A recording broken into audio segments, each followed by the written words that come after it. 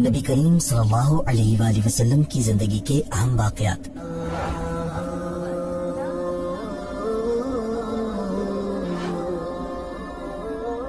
پہلی مرتبہ شق صدر حضرت حلیمہ رضی اللہ عنہا کے ہاتھ 2 سال کی عمر میں ہوا۔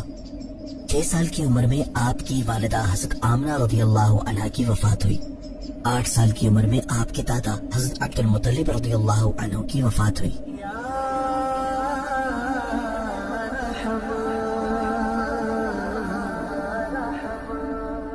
12 سال کی عمر میں آپ نے پہلی بار شام کا سفر فرمایا۔ 25 سال کی عمر میں آپ نے حضرت خدیجہ رضی اللہ عنہا کے مال کی تجارت کے لیے دوسری بار شام کا سفر فرمایا۔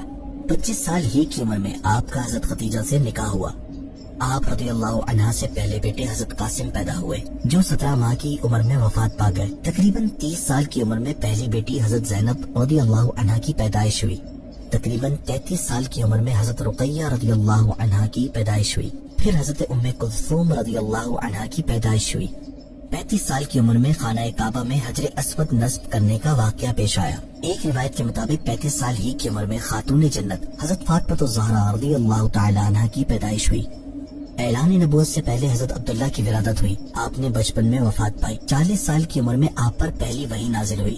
40 سال کی عمر میں آپ نے پوشیدہ اسلام کی تبلیغ کا آغاز فرمایا۔ 43 سال کی عمر میں آپ نے اسلام کی اعلانیہ تبلیغ کا آغاز فرمایا کیونکہ 3 سال تک خفیہ تبلیغ کا حکم تھا۔ اعلان نبوت کے 5ویں سال تقریباً 45 سال کی عمر مبارک میں حبشہ کی طرف مسلمانوں کی پہلی ہجرت ہوئی۔ 49 سال کی عمر میں حضرت خدیجہ رضی اللہ عنہا کی وفات ہوئی۔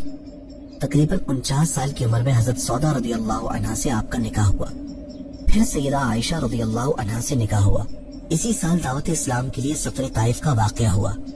50 سال کی عمر میں واقعہ معراج پیش آیا جو مشکلوں اور مصیبتوں پر آپ کے لیے تسلی کا سامان تھا۔ 50 سال کی عمر میں مسلمانوں نے مدینے کی جانب ہجرت کی۔ 52 سال کی عمر میں بیعت عقبہ اولا اور بیعت عقبہ ثانیہ ہوئی۔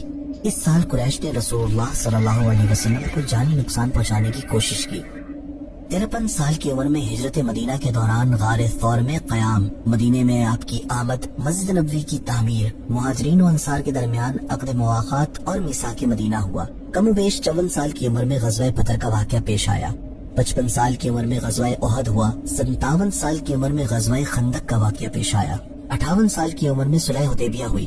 58 سال کی عمر میں غزوہ خیبر کا واقعہ پیش آیا۔ 60 سال کی عمر میں غزوہ موتا، فتح مکہ، غزوہ حنین اور غزوہ طائف کے واقعات پیش آئے۔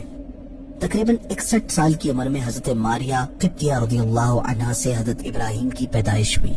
اسی سال غزوہ تبوک اور حضرت ابو بکر صدیق رضی اللہ عنہ کی سربراہی میں پہلا حج ہوا۔ 63 سال کی عمر میں آپ صلی اللہ علیہ وآلہ وسلم نے حجۃ الوداع ادا کیا اور اسی سال ظاہری طور پر پردہ فرمایا۔